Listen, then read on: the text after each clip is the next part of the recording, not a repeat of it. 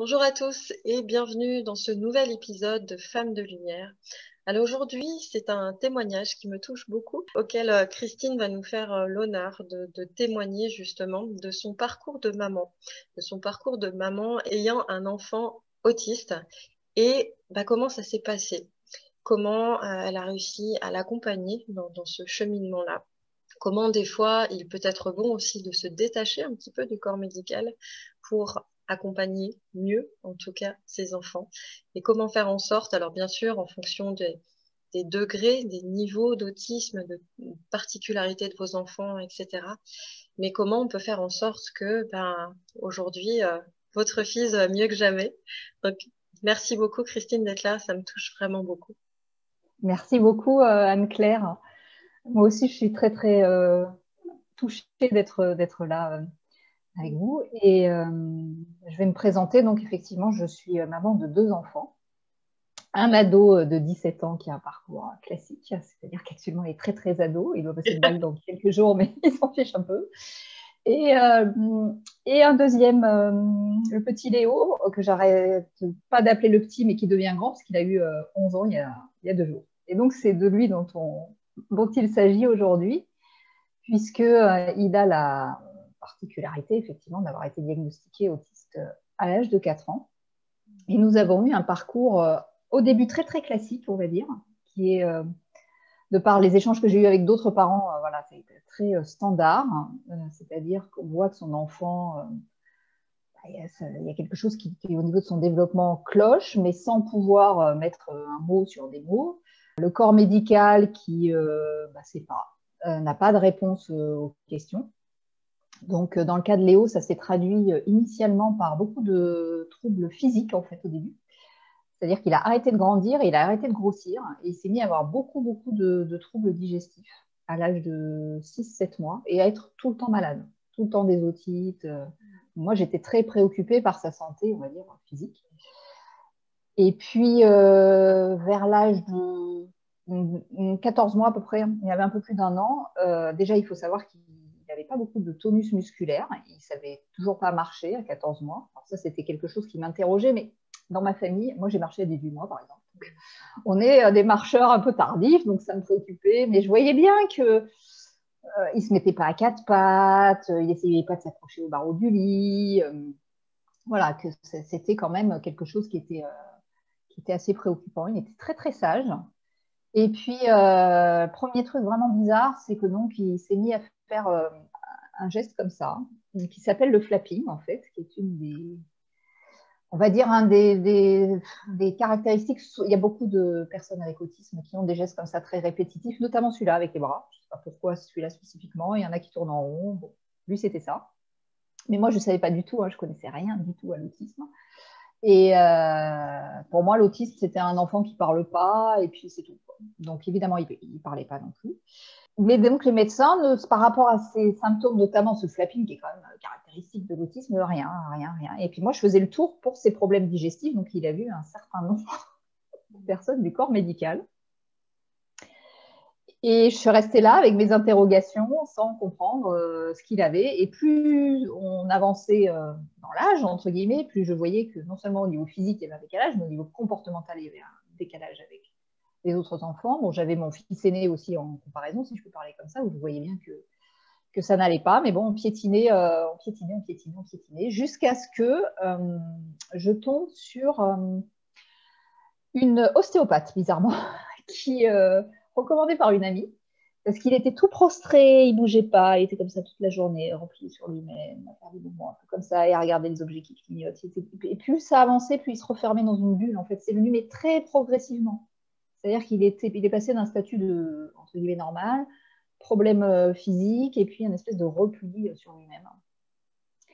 Et cette personne, donc, déjà, le décoince, il allait beaucoup mieux après la séance, et elle me dit, vous devriez faire des tests d'intolérance alimentaire. Sachant qu'avec tous les médecins qu'on avait vus, j'avais déjà évoqué ces problèmes de digestion, on avait fait des tests d'allergie alimentaire qui n'avaient rien donné. Donc, bon, elle me parle d'intolérance alimentaire. En même temps, moi, ça me parlait parce que je voyais bien qu'au niveau digestif, c'était pas ça. J'avais déjà vu des spécialistes de la digestion qui voyaient qu'il était constipé, donc m'avaient dit qu'il faut lui donner du Forlax, qui est un laxatif à vie. Et donc là, moi, j'étais ressortie, disons, mais un enfant de 2 ans, perspective de prendre un laxatif à vie, ça me semble un peu bizarre, surtout que sur la boîte, il y avait écrit qu'il ne fallait pas en prendre trop longtemps. Donc voilà, j'étais là avec des interrogations. Donc je vais faire ces fameux tests d'analyse. Il avait 2 ans et demi, bien, ouais. Et là, tombent les résultats. Et il y avait une liste de beaucoup, hein, il y avait une quarantaine d'ingrédients auxquels il était intolérant, dont le gluten et la caséine, qui est la protéine du lait. Et moi, je voyais bien qu'avec le lait, j'avais l'impression qu'à chaque fois qu'il prenait du lait, il y avait quelque chose qui n'allait pas. Donc là, les bras m'en sont un peu tombés, surtout que j'avais posé la question à tous les médecins que j'avais vus. Je les disais, mais je pense qu'il y a un problème avec le lait. Et à chaque fois, on m'avait jeté. Enfin, bon. Et donc là, je suis tombée là avec mes résultats d'analyse à me dire, mais qu'est-ce que je vais faire avec son problème voilà. Et donc là, je me suis tournée vers la naturopathie. En fait, je suis allée voir une naturopathe qui m'a expliqué que oui, ça pouvait arriver, et donc qui nous a prescrit un régime alimentaire assez sévère. Donc pas de lait, pas de gluten, enfin, pas de lait, quand je dis pas de lait, c'est tous les produits laitiers, y compris la chèvre, la brebis, tout ça. Parce que la caséine, il y en a dans tout. Pas de gluten, il fallait donner les ingrédients dans un certain ordre, et puis des légumes lacto-fermentés, et puis ci, et puis ça, et moi j'étais là, mais on va jamais s'en sortir. Elle nous a dit, bon, faites pour le mieux et on se revoit dans un mois. Donc, le pour le mieux a consisté principalement à enlever le gluten et la caséine, ce qui était déjà un vrai challenge. Et en fait, au bout de 3 jours de régime sans gluten et sans caséine, je précise que je faisais ce régime pour résoudre ces problèmes de digestion et de constipation chronique. Le petit Léo, qui ne parlait pas, qui était ce qu'on appelle autiste non-verbal, mais non diagnostiqué à l'époque, s'est mis à parler en 3 jours. Et non seulement il a parlé, mais en plus il a sorti des phrases. Comme si tout était bloqué, en fait, et pouf. Alors là, on était avec son papa, on était hyper heureux, mais très, très, très étonnés quand même, disant, mais qu'est-ce qui se passe? Qu'est-ce qui se passe? Donc, ça m'a beaucoup, beaucoup interrogée. Donc, la naturopathe, elle l'a revue, évidemment, un mois après.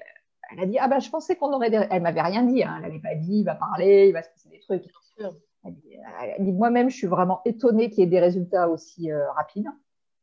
Mais bon, super. Et donc, j'ai continué à investiguer cette voie en me disant, mais que se passe-t-il donc? Donc là, je suis allée. Il n'était toujours pas diagnostiqué autiste, hein, donc à l'époque. Donc je suis allée sur Internet, sur Google, pour chercher des recettes sans gluten, sans caséine, parce que j'étais un peu perdue. Hein, j'étais seule face à mon truc là. Et là, je tombe sur des forums sur l'autisme. Alors je me doutais bien, hein, j'avais déjà vu des reportages sur l'autisme, qu'il était potentiellement autiste. Et je me dis, mais pourquoi tout le monde parle de ce régime, de l'autisme? J'étais plein d'informations qui m'arrivaient d'un coup, mais je ne comprenais pas du tout ce qui se passait. Mais bon, je voyais bien que ça lui convenait, donc on a continué, on a affiné son régime. Il est devenu plus attentif. C'était impossible de lui lire une histoire, ne serait-ce que d'une page, et parce qu'il envoyait tout balader. Le soir, on a commencé à pouvoir lire 1 ou 2 pages, etc. Donc, on a franchi une grande étape avec ce régime, puis après, on a atteint une sorte de palier qui fait qu'il a quand même été effectivement fini par être diagnostiqué autiste à l'âge de 4 ans, donc après 1 an de régime alimentaire où il allait mieux, mais on était loin d'être sorti de l'auberge. Alors, ce qui s'est passé, c'est que quand quelque chose d'assez atypique, c'est-à-dire que quand on annonce le résultat de tous ces tests, en général, donc les psychiatres, etc., les psychologues et tous les gens qui sont là tirent une tête de 10 pieds de long en disant il faut faire le deuil de votre enfant, bon, on va faire des trucs, mais on n'y croit pas trop. Enfin, je caricature un peu, mais c'est presque ça. Et moi, j'étais à la fois j'étais soulagée d'avoir enfin ce diagnostic. Je me doutais vraiment que c'était ça, quoi. Et en même temps, je n'étais pas à dire c'est pas grave, mais je l'avais tellement vu évoluer depuis 1 an que pour moi, quand on m'a dit il est autiste, je me suis dit bah, c'est pas une fatalité en fait. Il a évolué en 1 an, je l'avais vu descendre en fait. Vraiment, on était en train de le perdre, et là, il avait commencé à remonter la pente. Je me disais, il a commencé à remonter, il a régressé, il a commencé à repartir dans l'autre sens, donc il n'y a pas de raison pour que ça ne continue pas. Donc moi, c'est presque moi qui leur remontais le moral en disant non, non, mais en fait, il a beaucoup progressé, vous ne vous rendez pas compte parce que vous ne le connaissiez pas avant, mais c'était pire avant, donc moi, j'y crois. Et là, on m'a dit non, non, mais en CP, donc il avait 4 ans. On m'a dit en CP, il rentrera dans un établissement spécialisé. Et moi, j'ai dit, bah, on verra. Et je leur ai parlé de ces troubles alimentaires, du régime qu'on avait mis en place. Donc là, on a commencé à me dire, ah non, mais attention, le calcium, les carences, et puis c'est pas scientifique. Et puis j'ai dit, oui, mais enfin, en même temps, Ça c'est marche. mieux, quoi. Donc, bon, ça donne des résultats, même si on ne l'a pas fait pour ça. Et là, on m'a dit, oui, mais il y a beaucoup d'enfants avec autisme qui ont des soucis alimentaires, enfin, troubles digestifs, c'est tout à fait normal. Puis cette régression que vous évoquez, comme vous avez constaté chez votre fils, ça arrive souvent. Hein, ça arrive, bon, vous, c'est arrivé vers 6 mois, 8 mois, des fois c'est 18 mois. Je dis, mais, je dis, mais donc il y a une régression à un moment, enfin, pourquoi, comment, qu'est-ce qui se passe? Bon, je ne sais pas, c'est comme ça. Donc, on a continué, en fait, bon, des prises en charge classiques quand même avec de l'orthophonie et de la psychomotricité, parce qu'il avait quand même des gros problèmes musculaires. Hein. Il était très, très hypotonique. Donc, il a eu beaucoup de mal à marcher. Hein. Il a marché avec des séances de kiné et tout ça. Je ne vais pas non plus raconter toute l'histoire, mais donc voilà ce qui s'est passé. Et donc, j'ai continué à investiguer ces voies et je me suis aperçue qu'en fait, il y avait plein de choses sur lesquelles on pouvait travailler. Que l'autisme, c'était un dysfonctionnement global de l'ensemble des fonctions du corps, que ce soit des fonctions physiques, mais aussi des fonctions émotionnelles et énergétiques. En fait, que tout ça, c'était notre corps. En fait, tout individu, on a un corps qui est comme ça. Enfin, on est tous pareil, entre guillemets. Il y avait quand même une clé de base qui était le lien, qui était une inflammation des neurones, qui fait que quand les neurones sont inflammés, c'est difficile d'avoir un comportement normal, on va dire. Et donc, ça peut induire toutes sortes de comportements, dont effectivement une non-réaction classique aux stimulations classiques, qui est souvent des problèmes d'hypersensibilité sensorielle, notamment donc entendre les bruits, hyperacousie, donc ils entendent beaucoup plus les bruits. Donc déjà, il faut imaginer que votre salon, avec les bruits, la télé, etc., pour un autiste, c'est comme le hall d'un aéroport. C'est hyper stressant. Donc il y avait ça, et il y avait aussi beaucoup de douleurs physiques, problèmes digestifs qu'avait mon fils. Je voyais bien, je me disais, quand il faisait son truc, là, je me disais, oh, j'ai l'impression qu'il se tape sur le ventre, en fait. Et il se mettait jamais à plat ventre. C'est pour ça qu'il n'a pas marché à 4 pattes, parce qu'en fait, il avait trop mal au ventre. Il ne pouvait pas se mettre sur... C'était trop douloureux pour lui, en fait. Et ça, c'est quelque chose qui est complètement ignoré. C'est-à-dire la douleur physique des personnes avec autisme qui ont très souvent, ce n'est pas toujours le cas, gros problèmes digestifs. Alors, quand ils ne parlent pas, ils ne peuvent pas l'exprimer. Et des maux de tête. Il y en a parfois qui se tapent la tête contre les murs, mais en fait, c'est juste parce qu'ils ont très très mal à la tête, en fait. À un moment, quand on a très très mal à la tête, voilà. Donc, il y a ce lien, en fait. Donc, les neurones, elles sont inflammées. Pourquoi? Il y a pas mal de raisons, mais il y a notamment un lien très très important entre l'intestin et le cerveau. On dit souvent l'intestin, le deuxième cerveau. On parle de plus en plus de l'intestin pour, par exemple, les personnes dépressives, etc. Jamais pour l'autisme, je ne sais pas pourquoi, parce qu'en fait, je me suis mise à lire beaucoup d'études aux États-Unis, parce que je suis quelqu'un d'assez carré, parce que je voulais comprendre pourquoi mon fils allait mieux.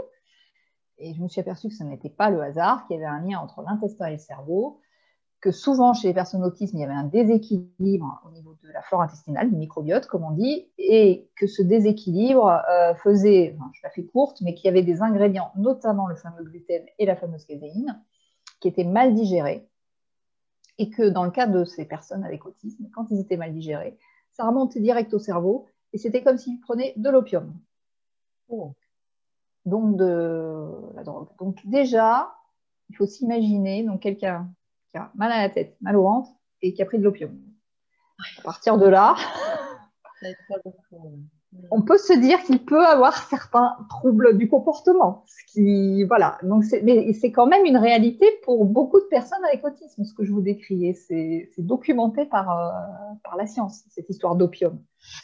Donc, ce qui explique que quand on enlève le gluten et la caséine, on enlève cet effet opiacé et donc du coup, c'est quand même des choses qui se passent mieux et on va réduire quand même des douleurs au niveau du ventre qui font que aussi ça va aller mieux.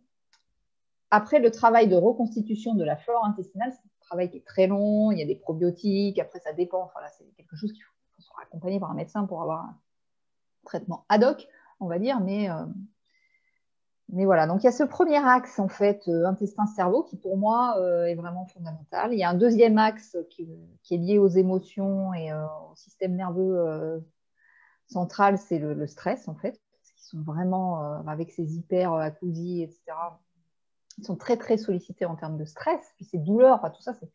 Et le stress, en fait, quand on est en mode panique, ça a été conçu, enfin, notre corps a été conçu pour, quand on était des hommes préhistoriques, pour s'échapper quand on était poursuivi par un ours. Et pour être en mode course, il y a beaucoup de fonctions qui s'arrêtent dans le corps, notamment des fonctions digestives, entre autres, mais pas que, pour être focalisé sur la course. Et quand on est en mode de stress permanent, donc il y a un certain nombre de fonctions qui sont normalement désactivées sur un temps petit pour faire la course et s'échapper à l'ours, qui deviennent des dysfonctionnements chroniques, qui expliquent aussi un certain nombre de problèmes. Donc, c'est important de trouver aussi des moyens d'agir sur le stress dans sa globalité. Il y a des problèmes de toxines aussi, des toxines qui... Alors, on parle souvent des causes génétiques de l'autisme. Aujourd'hui, on n'a pas trouvé de gène de l'autisme, mais par contre, il y a des chercheurs qui ont identifié que quasiment toutes les personnes avec autisme avaient un problème génétique qui n'était pas un gène de l'autisme, mais qui était un gène lié à des fonctions notamment au niveau du foie qui permettent d'enlever les toxines. Et les toxines, en fait, quand elles restent dans le corps, ça peut provoquer... il y a beaucoup de toxines dans ce qu'on mange, dans l'air qu'on respire. Donc, des toxines, il y en a partout. Et donc, du coup, elles restent dans le corps et elles vont aller se mettre à différents endroits, dont ça peut être le cerveau, mais ça peut être ailleurs, où ça va aussi créer des dysfonctionnements. Donc, ce que j'ai compris, en fait, de par mon parcours et de tout ce qu'on a fait avec Léo, parce qu'il y a le régime alimentaire, mais on a aussi travaillé sur ses réflexes, on a aussi travaillé sur l'énergétique, on a travaillé sur le stress, on a travaillé sur des compléments alimentaires. Et je me suis aperçue qu'en fait, quasiment tous les comportements atypiques des personnes avec autisme s'expliquent par des troubles physiologiques. Le fait de ne pas regarder dans les yeux, ça va être une carence en vitamines. Enfin, c'est vraiment des choses très, très étonnantes. Alors, je n'ai pas de réponse à tous les symptômes et, entre guillemets, de l'autisme. Et les comportements, par exemple, quand ils marchent il y en a beaucoup qui marchent sur la plante des pieds, enfin, sur la pointe des pieds, pardon. En fait, il y a des zones au niveau des pieds d'acupressure, hein, quand on marche sur la pointe des pieds, qui vont aller soulager des douleurs intestinales, par exemple. Donc, en fait, ces comportements qu'ils ont, c'est en fait pour soulager, c'est quelque chose qui va leur permettre d'aller soulager des douleurs ou des choses qui peuvent parfois pas exprimer parce qu'ils ne parlent pas. Et quand bien même ils parlent, moi, mon fils, une de mes premières victoires, après le fait qu'il parle, ça a été le jour où il m'a dit « Maman, j'ai mal au ventre ».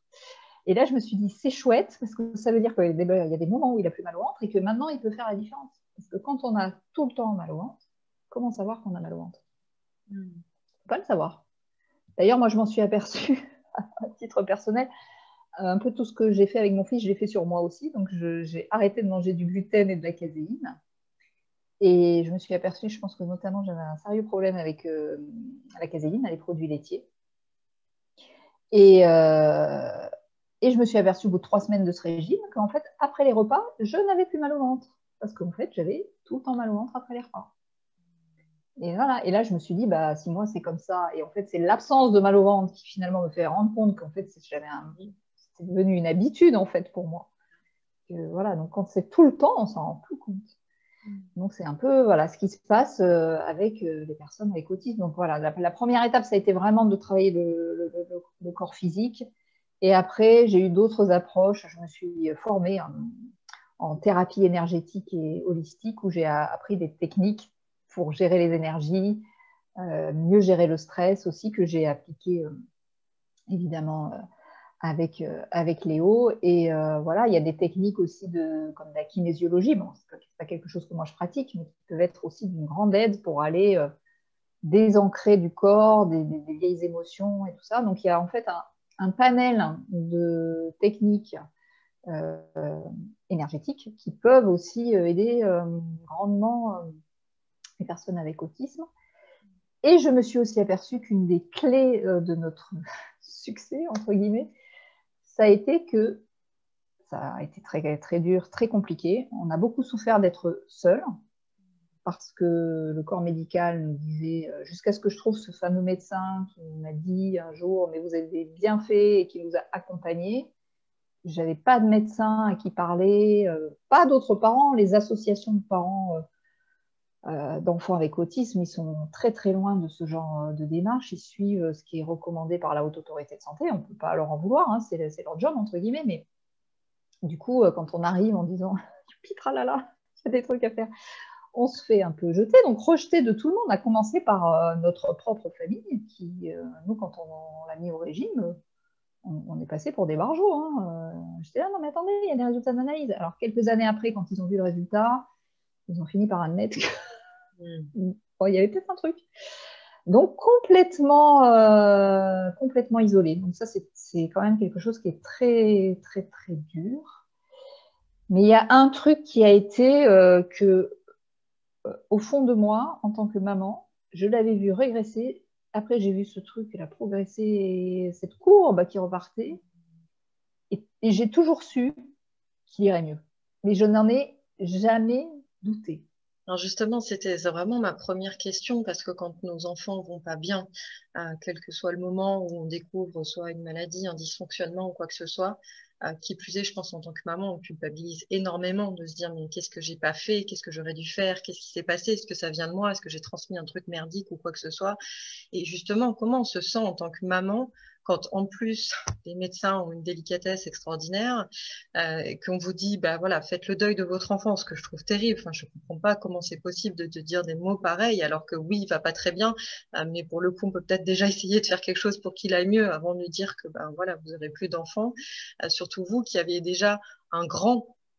Donc c'est vrai que là, peut-être que la fratrie aussi ne s'est pas forcément voilà constituée, ils n'ont pas eu le même partage peut-être que s'ils avaient été en tout cas au même niveau, si on peut dire ça comme ça, et que en plus, comme vous le dites, bah, tout le monde vous tourne un peu le dos, alors que vous, enfin bravo pour ça. Franchement, je suis admirative de ce travail de chercheuse, de journaliste, d'investigatrice que vous avez eu le courage de faire, parce que comme vous le dites, il y a beaucoup de parents, je pense, qui ont peur, qui sont complètement démunis qui ont peut-être pas ce courage ou qui sont peut-être trop en état de choc, je ne sais pas, et qui, comme vous dites, laissent un peu finalement leur enfant être pris en charge parce que pour eux, ben, c'est compliqué à plein de niveaux et c'est vrai qu'on peut pas jeter la pierre, hein, chacun réagit un peu comme il le peut. Mais c'est vrai que comme on en a discuté tout à l'heure, parfois ça peut créer de très très grosses tensions dans le couple, au niveau de la famille, à divers niveaux. D'ailleurs, il y a des familles qui explosent à cause de ça.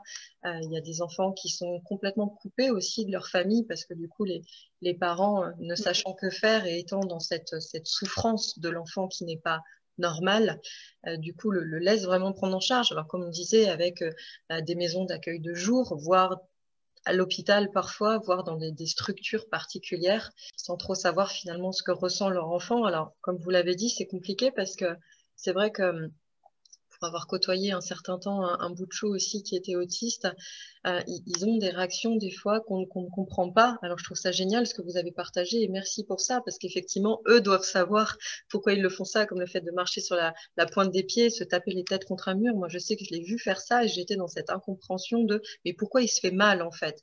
Alors que si ça se trouve, peut-être que momentanément, le fait de taper, ça devait le soulager quelque part, effectivement.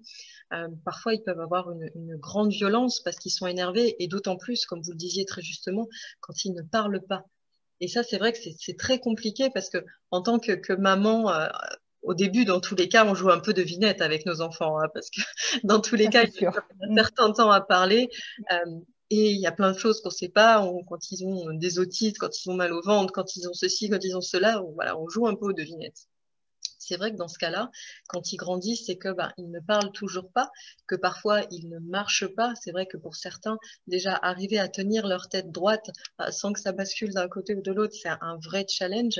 Et du coup, c'est vrai que c'est pas évident d'être dans cet accompagnement de l'enfant en essayant de jouer aux devinettes et d'arriver à trouver des solutions comme on peut et d'arriver à comprendre qu'est-ce qui se cache aussi derrière ce qu'on peut appeler comme des fixettes. Par exemple, l'enfant qui va vouloir manger que des choses oranges tout d'un coup, on ne sait pas pourquoi, c'est sa lubie du moment, ou qui va vouloir jouer un jeu, ou qui va être effectivement des fois attiré par une lumière et il faut pas le déranger parce qu'on ne sait pas ce qui se passe dans sa tête, mais du coup, il peut avoir des grandes crises de violence et des crises de panique ou se sentir vraiment complètement perturbé si jamais on l'enlève de sa bulle.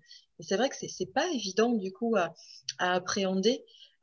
Comment c'est quelque chose, vous, du coup, je trouve ça magnifique, cette foi extraordinaire comme vous le partagiez, que bon, maintenant on sait voilà, on sait ce qu'il en est concrètement, mais je sais que mon bonhomme, d'une façon ou d'une autre, va s'en sortir et dans tous les cas, ça va aller mieux, même si pour l'instant, je sais absolument pas comment je vais faire. J'ai déjà eu ce résultat positif, cette première victoire, effectivement, par rapport à l'alimentation. Et puis du coup, qui s'est mis à parler, ça c'est vraiment, je trouve, un magnifique cadeau. Mais comment vous avez réussi justement à ne pas culpabiliser, ou en tout cas le mieux possible, et comment vous avez réussi à être dans une approche d'équipe, j'ai envie de dire, par rapport à votre conjoint.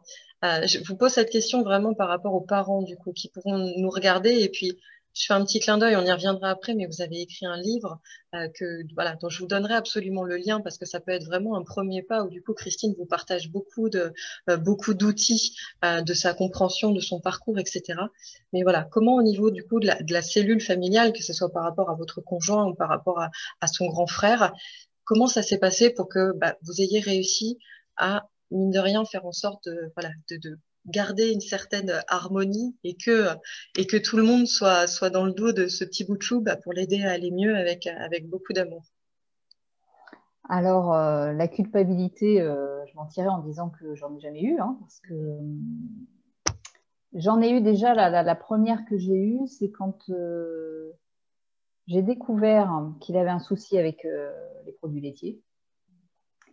Je l'avais allaité, je me suis dit, oh là là, je ne l'ai pas allaité assez longtemps, si je l'avais allaité, si j'avais fait ci, si je l'avais allaité plus longtemps, il n'aurait peut-être pas développé son allergie aux produits laitiers, et ci et ça. Donc j'ai longtemps quand même eu ça. J'avais pas de culpabilité par rapport au fait qu'il soit autiste, mais par rapport à des choses que je me suis dit, mince, j'aurais pu le faire avant. Parce que surtout que ça faisait je ne sais pas combien de temps que je disais il a un problème avec les produits laitiers. Ça, c'était vraiment ma fixette, ces produits laitiers. Je voyais plein de médecins, etc. D'ailleurs, j'ai envoyé un mail incendiaire à un gastropédiatre à qui j'avais dit, je pense qu'il y a un problème avec le lait et qui m'avait traité de bobo en me disant que je pensais que voilà, le lait de vache, c'était pas bon et tout ça. Et je disais non, c'est juste une impression que je vois comment. Bref.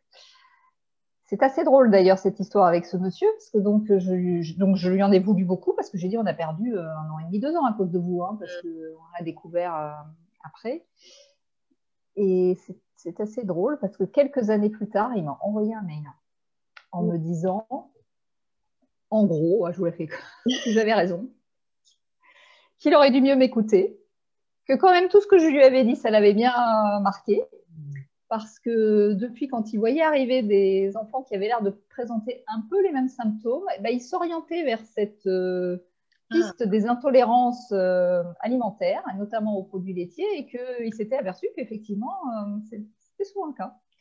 Donc, il a fait un peu son mea culpa, et bon, ça m'a fait. Je me suis dit, bon, c'est un geste assez fort venant d'un médecin qui vient de voir une maman 5 ans après pour lui dire bon, excusez-moi, moi, je trouve que c'est même une sacrée victoire parce que du coup, grâce à vous, il y a assurément d'autres enfants qui ont gagné du temps et que, ce que je me dis. Quelque part, vous avez fait avancer la science ou en tout cas la psychologie d'un médecin qui, lui, a le pouvoir de peut-être sauver des fois des enfants qui étaient dans un état peut-être pire que le vôtre. Donc, bravo pour ça. Alors, ouais. Et puis, il a eu aussi, je pense, une prise de conscience, lui, parce qu'il m'a dit qu'il avait, du coup, lui, un enfant qui était plus petit que le mien. Donc, je pense qu'à l'époque, il ne l'avait pas encore quand il s'est occupé du mien, qui avait des problèmes d'épilepsie et qui se retrouvait, lui, en tant que patient, confronté à des médecins qui, à part le shooter, le droguer et faire des effets secondaires, c'est ce qu'il m'a dit texto, ne faisait rien et que donc, du coup, il comprenait d'autant plus ma démarche.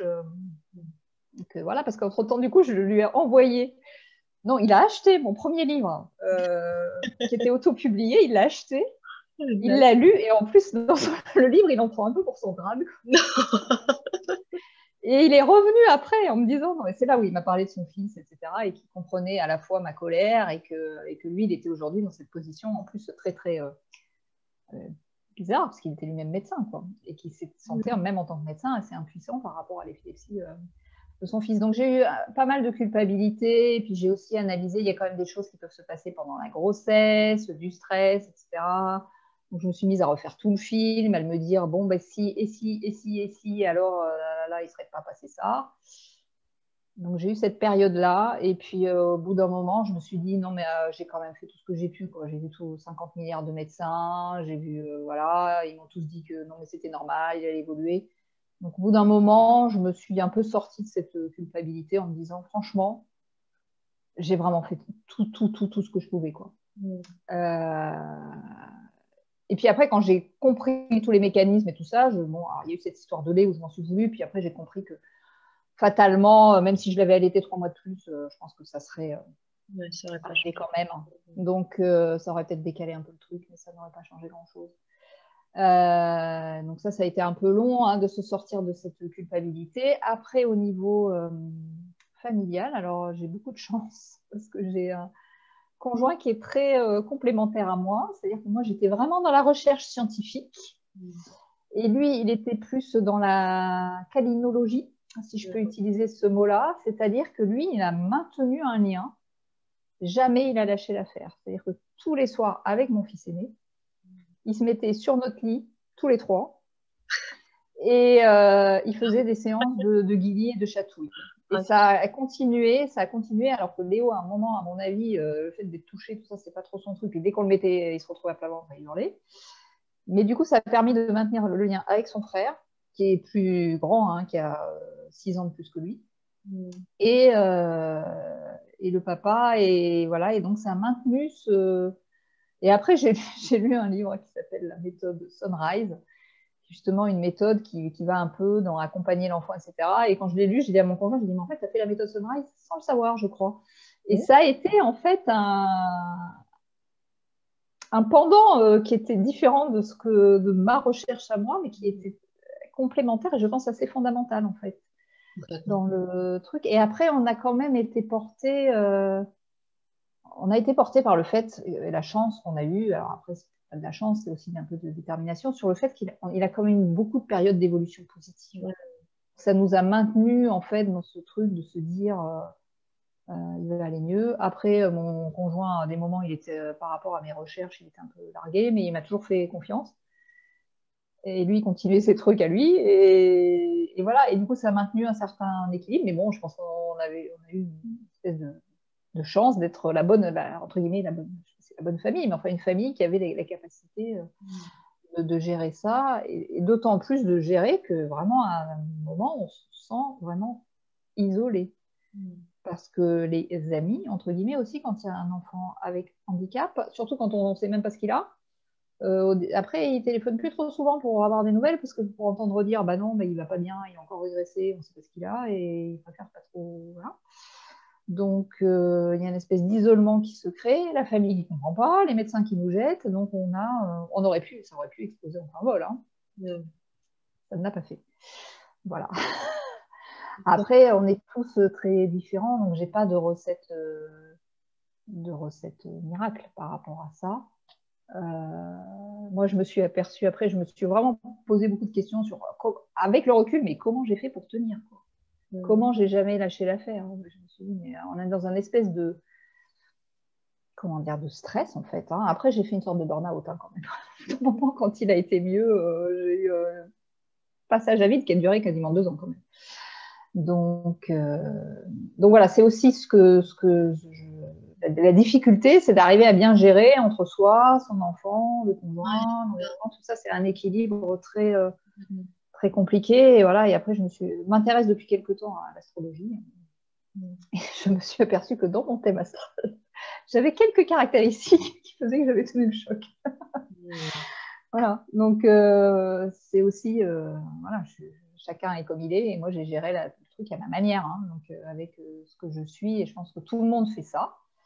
gère un peu comme il peut et comme en fonction de ce qu'il est lui.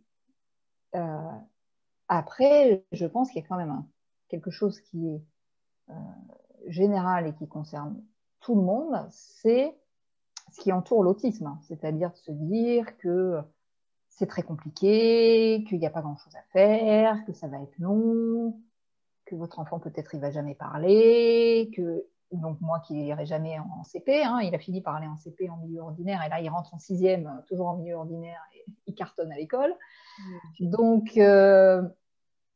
voilà, il y a cette espèce de chape de plomb autour de l'autisme qui fait que moi je ne peux pas en vouloir et je ne jette la pierre à personne, aux parents, de ne pas aller chercher des solutions ailleurs, sachant que quand on se retrouve avec cet enfant, c'est quand même souvent très compliqué de gérer déjà ça prend du temps de s'occuper d'un enfant normal, entre guillemets, alors une personne avec autisme, ça peut prendre tout son temps et son énergie, donc on est complètement la tête dans le guidon, etc., avec tous ces sachants et ces experts qui ont un discours qui laisse peu de place à l'espoir finalement.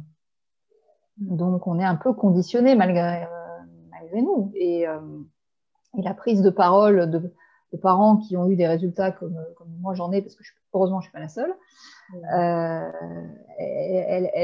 elle paraît très très peu en fait, elle est très très peu relayée. Alors le bouche à oreille, etc. Donc c'est pour ça que j'ai écrit un livre qui s'appelle Quand j'avais l'autisme. Je pense que vous trouverez les références, qu'on trouve partout, qui est publié chez un éditeur classique qui s'appelle Le Souffle d'Or.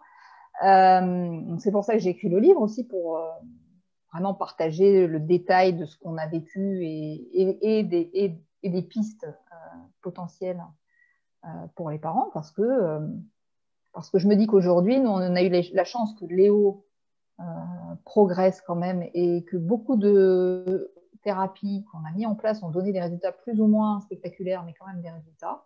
Et à un moment, un jour, je me suis posée, je me suis dit, mais on a quand même eu cette chance que beaucoup de choses qu'on a faites donnent des résultats, alors que je connais des parents qui sont dans la même démarche, qui font des trucs que nous, on a fait, qui ont donné des résultats, mais qu'on ne donne pas sur leur enfant moins spectaculaire. Je me dis, bah voilà, à un moment, il faut que je le dise. J'ai eu cette chance, et à un moment, il faut quand même que la chance, elle soit aussi donnée aux autres. Et que leur dire que c'est possible, que le miracle n'existe pas, mais qu'il y a des possibilités et que ces possibilités aujourd'hui sont très très peu abordées par les sachants qui s'occupent de l'autisme. Alors le régime sans gluten, sans caséine, on en entend un peu parler. C'est souvent quand même assez décrié, bien que les professionnels s'aperçoivent quand même qu'il y a de plus en plus de parents qui s'y mettent et ils voient quand même souvent les enfants vont mieux. Après, je ne dis pas qu'avec juste en enlevant le gluten et la caséine, on va sauver tout le monde de l'autisme. Ce n'est pas du tout mon propos. Mais ce lien entre l'intestin et le cerveau et ces deux ingrédients de base, c'est vraiment pour moi fondamental. Enfin, c'est le début, quoi. C'est incontournable. J'espère vraiment en tout cas que cette interview va servir à ça aussi, à diffuser votre parole, votre témoignage. Et puis comment ça s'est passé? Alors comme vous le dites, c'est pas pareil pour tout le monde, hein. Chaque cas est différent et peut-être effectivement ce qui a marché sur votre fils marchera pas, ou peut-être un peu moins, ou peut-être tout aussi bien, on ne sait pas en fait. Voire mieux. sur votre enfant, mais en tout cas, c'est plein de pistes et je vous incite vraiment à lire ce livre parce que c'est plein de pistes pour essayer d'avoir une approche parallèle. Alors, je dis pas qu'il faut voilà cracher sur la médecine et qui servent à rien et que tout est nul, etc. Vous pouvez tomber aussi sur des médecins qui soient très bien, qui soient à l'écoute, qui soient vraiment accompagnants. Et puis voilà, des médecins qui sont ce qu'ils sont. Et c'est OK aussi. Mais rien ne vous empêche, en tout cas, de quand même prendre votre pouvoir là-dessus et ne pas complètement vous laisser un peu balloter comme une bouteille à la mer par le corps médical qui vous fait croire, et ça c'est tout le temps, pour tout, hein, pour toutes les personnes que j'ai pu interroger par rapport à des maladies, par rapport à ce que j'ai pu vivre moi-même, etc., qui vous fait croire dans tous les cas qu'ils savent mieux que vous, qu'ils savent forcément exactement ce qu'il faut faire et que si vous ne faites pas ça, vous allez forcément aggraver votre cas. Je dis pas que c'est faux, je dis pas que c'est vrai. Je dis simplement pour l'avoir expérimenté et pour avoir des témoignages tels que celui de Christine aujourd'hui que vous avez le droit aussi de vous écouter, d'écouter votre cœur de maman et de essayer des choses qui certes ne mettront absolument pas en péril votre enfant, mais si vous pensez que ça peut l'aider et voilà, c'est un test. L'alimentation, vous n'allez pas non plus arrêter de le nourrir complètement, c'est clairement pas le but, mais d'essayer d'autres choses et d'essayer des méthodes alternatives, une après l'autre, pour voir ce qui fonctionne le mieux ou pas, Exactement. et de voir au fur et à mesure est-ce que ça fonctionne. Et c'est pas une histoire de croyance. C'est encore une fois, j'aime beaucoup votre approche un peu scientifique parce que c'est je teste. Ça va mieux, je garde. Ça va pas mieux, alors, qu'est-ce qu'on peut essayer d'autre pour voir si peut-être telle approche ou telle approche fonctionnera mieux? Et je trouve ça très intéressant la façon dont vous avez abordé le fait que il y a l'aspect effectivement émotionnel, l'aspect voilà au niveau corporel du bidon, etc. L'aspect neurologique, qu'il y a des liens qui peuvent être faits dans tous les sens et que un enfant, quel qu'il soit, même un enfant qui est turbulent, même un enfant entre guillemets normal, a aussi ses propres problématiques. Mais avant tout, il a besoin de ressentir ça. Il a besoin qu'on s'occupe de lui. Il a besoin de ressentir cet amour et de pas se sentir justement délaissé, ne pas sentir que voilà, c'est le problème de la famille, le mouton noir, qu'à cause de lui tout est pourri et que voilà, le pauvre Bouchou, il y peut pas grand-chose aussi. Et je trouve ça beau la façon dont vous avez dit que, bah, mine de rien, il vous a appris plein de choses aussi en étant dans cette différence, en étant simplement ce qu'il est. Parce que ce qui est génial avec ces enfants, que ce soit l'autisme, la trisomie ou d'autres de pathologies comme ça, ils sont sans filtre. Et Ah oui. je trouve ça absolument génial parce que qu'ils parlent ou qu'ils parlent différemment avec leur corps, etc., ils se livrent complètement comme ça. Et certes, ça nous pousse dans nos retranchements. Et certes, c'est compliqué. Et certes, il y a des fois, c'est beaucoup, vraiment beaucoup. Mm. Pour autant, ils nous apprennent vraiment à nous dépasser et à avoir de la gratitude aussi pour tout le reste. Parce que c'est quand on a des problématiques comme ça, on se rend compte justement bah, à quel point notre corps à nous, il marche, mais alors à la perfection, tout seul, sans C'est rien ça. qu'on lui demande, avec tout ce qui va bien. Et quand on a des enfants qui vont bien, bah, comme votre premier, d'avoir tellement de gratitude que oui, des fois ils nous énervent. Oui, il y a des fois on en a marre. Oui, il y a plein de trucs qui peuvent être compliqués. Mais merci d'avoir un enfant qui va bien.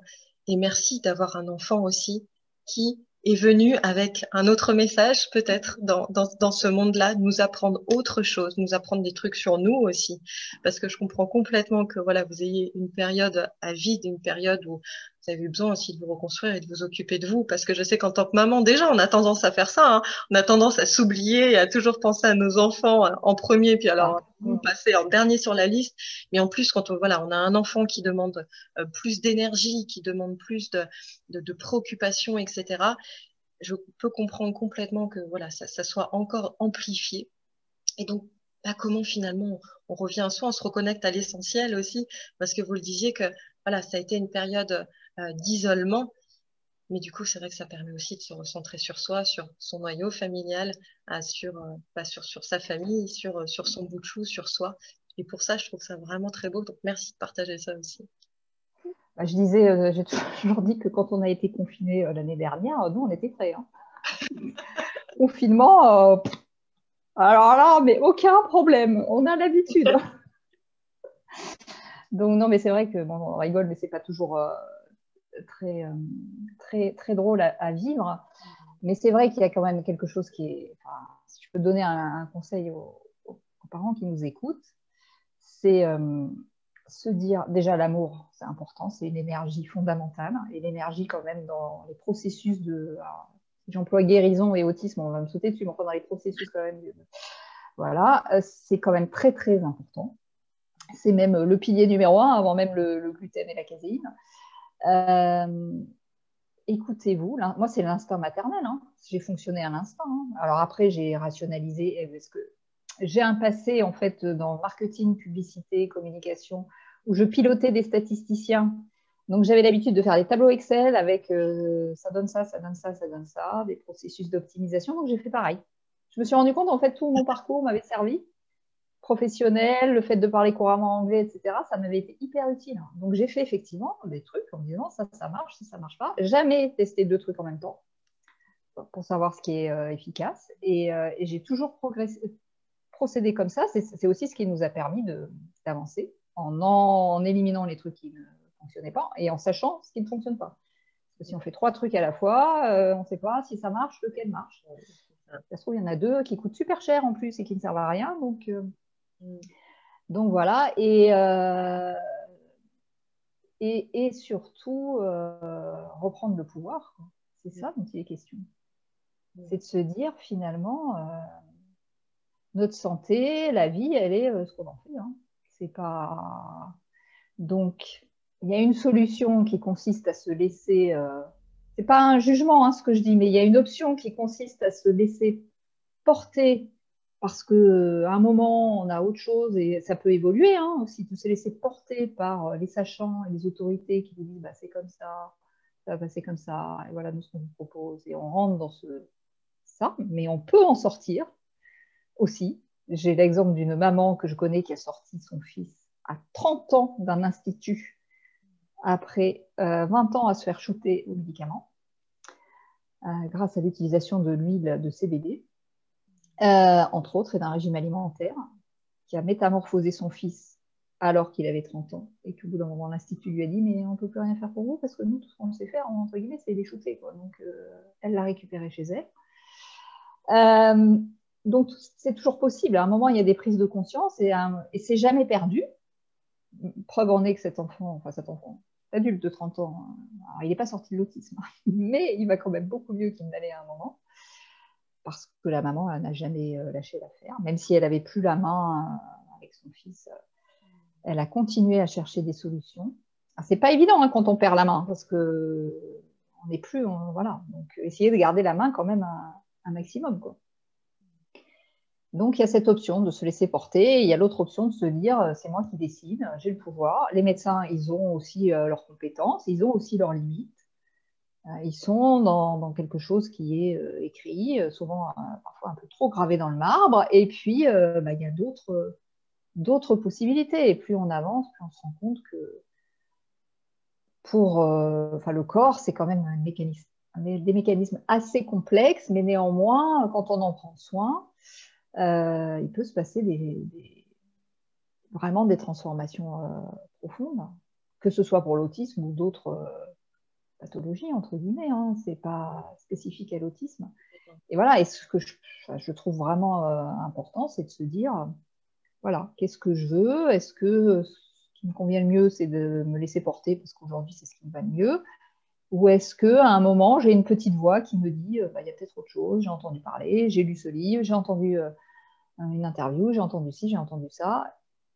Et est-ce que j'y vais? Est-ce que j'essaye? Voilà, j'essaye et je regarde sans mettre en danger, parce que bon, c'est pas un régime alimentaire où on supprime le gluten et même la caséine qui va mettre un enfant en danger, hein. Parce que la caséine, on m'a dit tout le temps, il va avoir des carences en calcium, il va avoir des carences en calcium, il va avoir des carences en calcium. J'ai fini par comprendre a posteriori que son intestin était tellement abîmé qu'il avait des carences en tout, y compris en calcium. Quel que soit ce qu'il ingérait, il n'y avait rien qui passait. Et j'ai fait faire des tests au bout de quelques années où je me suis aperçue qu'en fait, il avait zéro carence en calcium, qui était même très, très, très, très calcifié. Donc voilà. Et c'est vraiment une question de ressenti et d'état d'esprit. Et voilà, je pense que la question qu'il faut aussi se poser, c'est est-ce que j'ai envie, est-ce que j'ai intérêt que ça change? Parce que j'ai aussi rencontré des personnes à qui j'ai raconté mon parcours. Au début, ça me rendait malade, et puis après, je me suis dit, non, mais chacun va midi à sa porte, qui ne veulent pas que ça change. Parce qu'ils se sont construits leur vie comme ça, et que c'est comme ça, et que c'est pratique, et que maintenant, et que remettre, voilà. Donc, c'est aussi une question à se poser. Est-ce qu'on a vraiment envie que ça change? C'est bien de le dire, et je trouve que ça vaut pour tout d'ailleurs. Pour tous les trucs qui nous embêtent dans la vie. Il y a des fois, on peut avoir finalement des intérêts parallèles à ce que finalement ça reste comme ça. Et encore une fois, c'est pas un jugement. Choisissez vraiment le meilleur pour vous, ce qui est vraiment en accord avec vous. Ce témoignage, c'est vraiment pour vous montrer que il y a d'autres possibles. Quand on veut vraiment, il y a d'autres possibles, qu'on peut faire des choses, et que c'est pas parce que les médecins vous disent blanc que c'est forcément tout blanc, qu'il peut y avoir des nuances de gris entre les deux, et que n'abandonnez pas. Je peux tellement comprendre pour d'autres raisons, mais à quel point ça peut être désespérant, à quel point ça vous demande de l'énergie, à quel point vous pouvez déjà être tellement fatigué avec tout ce que vous avez à gérer à la maison, plus un boulot, plus plein de choses. Mais si vous avez cette intuition, si vous sentez que ça vous parle et que, tiens, peut-être que, n'abandonnez pas, vraiment, et essayez. Essayez parce que ça peut des fois tout changer. Comme beaucoup de choses, hein, c'est souvent une décision qui peut changer radicalement tellement de choses. Donc n'abandonnez pas. Et puis, chose incroyable, aujourd'hui, du coup, vous êtes devenue coach, accompagnante, en tout cas, pour ces parents qui vivent des situations similaires aux vôtres. Donc, vous n'êtes pas seul. Et je crois que des fois, ça fait du bien de l'entendre que, voilà, je suis pas seule à vivre ça. Peut-être que vous aussi, ça a été compliqué avec votre entourage, votre famille, le corps médical, etc. Vous n'êtes pas seul et c'est pas une fatalité. Et quelle que soit d'ailleurs la pathologie, la maladie, ça n'est jamais qu'une option d'être shooté aux médicaments ou d'être médicamenté de quelque manière que ce soit. Parfois, ça peut réellement être une vraie aide et une nécessité passer un temps. Et puis parfois, on peut ne pas avoir envie, ne pas y croire aussi, et avoir envie de se prendre en charge vraiment autrement. Et je dis vraiment prendre en charge parce que, comme on le disait, hein, c'est vraiment comment, à un moment donné, moi, je décide d'agir sur qui je suis, sur ma santé, sur ma remise en question, sur comment j'ai envie de vivre en fait. Et je pense que tout est là en fait. À la base, c'est comment je choisis la vie dans l'histoire et comment je décide de contribuer par envie justement de rester en vie le mieux possible, le mieux pour vous. Et ce qui est super pour vous ne sera peut-être pas pour la personne. Et c'est très bien comme ça, que chacun fasse les choses en conscience. Mais en tout cas, je trouve que c'est vraiment magnifique témoignage d'espoir que cela donne aux parents qui peuvent nous regarder. Voilà, c'est possible. C'est possible. Peut-être que jusqu'à aujourd'hui, c'était pas le discours qu'on vous avait servi. Et c'est OK. Mais sachez que si ça a marché pour un petit garçon, et puis peut-être pour d'autres qui ont fait ça aussi un peu à tâtons, il y a peut-être possibilité que ça fonctionne pour vous, que vous puissiez constater vraiment de vraies améliorations.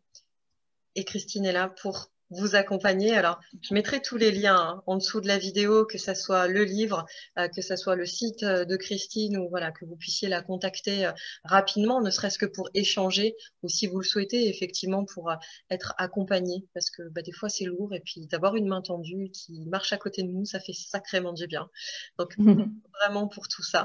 Je vous laisse le petit mot de la fin. Est-ce que vous aimeriez partager un message particulier par rapport aux parents qui peuvent nous regarder aujourd'hui?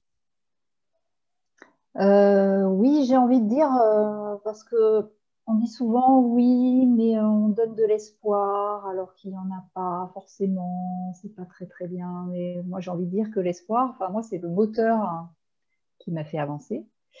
Et que donc l'espoir justement c'est quelque chose que je recommande en tout cas de cultiver et de garder pour continuer à avancer, avancer dans la vie et qu'on a tous le pouvoir de se créer notre vie.